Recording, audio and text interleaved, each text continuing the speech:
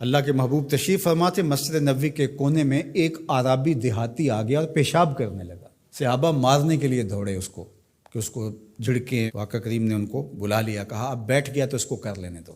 جب اس نے پیشاب کر لیا تو آقا کریم علیہ السلام نے اس کو بلایا، کہا یہ مسجدیں ذکر و فکر کے لیے بنائی گئی ہیں، بول و براز کے لیے نہیں بنائی گئی، اور پھر وہاں پانی بہا دیا گیا۔ تو بعض اوقات ہم جس طرح سے لوگوں کے ساتھ رویہ کر رہے ہوتے ہیں، یہ جو موبائل ہے یہ اس دور کی ضرورت ہے، تو بعض اوقات اس کو بند کر دیں تو کھولنا یاد نہیں رہتا، کھول لیں تو بند کرنا یاد نہیں رہتا، تو بعض اوقات نماز کے اندر اس کی گھنٹی بجنا شروع ہو جاتی ہے۔ جس بیچارے کی گھنٹی بج رہی ہوتی ہے تو بعض اوقات اس کو تیزی سے بند کرنا بھی نہیں آ رہا ہوتا، تو وہ دیر بھی ہو جاتی ہے۔ خیر وقت گزر گیا، اب 4 رکعتی نماز ہے، یہ پہلی رکعت کے اندر حادثہ ہوا تو 3 پوری رکعتیں ہیں وہ غصے سے بھرے رہتے ہیں کچھ نمازی کہ اب سلام پھیر کے تو ہم اس کی خبر لیں گے، اور پھر سلام پھیر کے حالانکہ 3 رکعتیں گزر گئی ہیں، تم رب سے جڑے ہوئے ہو، تمہیں تو یاد بھی نہیں ہونا چاہیے۔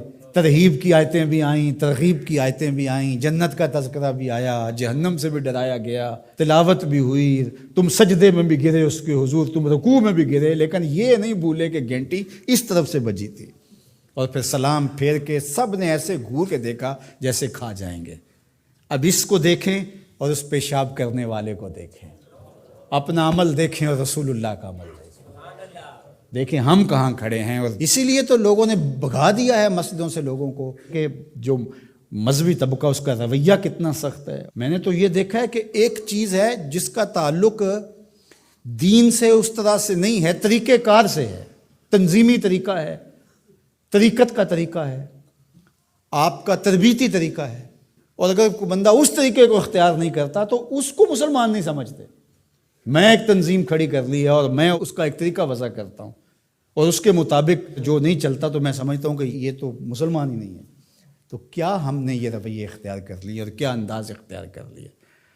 میں تو سمجھتا ہوں کہ اس وقت سب سے بڑا مسئلہ یہ ہے کہ منبر و محراب کے لوگوں کا بھی فہم دین ناقص ہے۔ فہم دین ناقص ہے تو پھر کس طرح دین فروغ پائے گا؟ تو یہ ضرورت ہے کہ دین کو سمجھنا تو شیطان کے طریقے ہیں، وہ علماء کو الگ ٹریٹ کرتا ہے، جاہلوں کو الگ ٹریٹ کرتا ہے، متکبر کو الگ ٹریٹ کرتا ہے، منکسر المزاج شخص کو الگ ٹریٹ کرتا ہے، اور ہر ایک کے لیے اس نے الگ الگ چیزیں رکھی ہوئی ہیں، ہر ایک کے لیے الگ پیکج ہے اس کے پاس۔ سخی کے لیے الگ ہے، سخت شخص کے لیے الگ ہے، متکبر کے لیے الگ ہے، مولوی صاحب کے لیے الگ ہے، پیر صاحب کے لیے الگ ہے، کارکن کے لیے الگ ہے، لیڈر کے لیے الگ ہے، حاکموں کے لیے الگ ہے، نمازیوں کے لیے الگ ہے، ہر ایک کے لیے الگ اس کے پاس پیکج ہے، اور اس کے ذریعے سے وہ سب کو لوٹ رہا ہے۔ یہ شیطان کے مکر ہیں، فریب ہیں۔ یا ایھا الناس کلوا مما فی الارض حلالا طیبا ولا تتبعوا خطوات الشیطان، اور شیطان کے قدموں کی پیروی نہ کرو۔ یہاں یہ خطوہ کی جمع ہے، قدم کی پیروی نہیں، قدموں کی پیروی نہ کرو۔ معلوم ہوا کہ شیطان کے پاس ایک چال نہیں ہے، اس کے پاس بڑی چالیں ہیں، وہ بڑے بڑے طریقے سے لوٹتا ہے، بڑے بڑے مکر سے لوٹتا ہے۔ آپ تاریخ پڑھیں، مرتبہ ولایت کے پہنچے ہوئے لوگوں کو اس نے برباد کیا۔ بلعم بن بورا کون تھا؟ مستجاب الدعوات ولی تھا نا، لیکن کہاں لڑک کے چلا گیا۔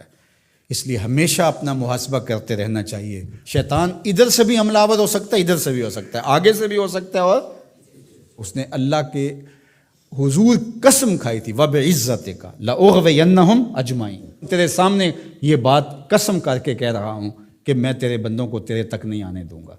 ان کے دائیں سے آؤں گا، ان کے بائیں سے آؤں گا، آگے سے آؤں گا، پیچھے سے آؤں گا، چاروں طرف سے حملہ۔ کدھر بھاگیں گے؟ اللہ اکبر۔ ظالم 2 راستے بھول گیا، اوپر والا اور نیچے والا۔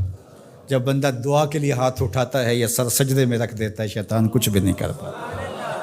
تو یہ دائیں سے بھی آ رہا ہے، بائیں سے بھی آ رہا ہے، آگے سے بھی آ رہا ہے، پیچھے سے بھی آ رہا ہے، اور اس نے خود اللہ کے سامنے قسم کی ہے، مجھے تیری عزت کی قسم، ان بندوں کو تیرے تک نہیں آنے دوں گا، چاروں طرفیں گھیر لوں گا۔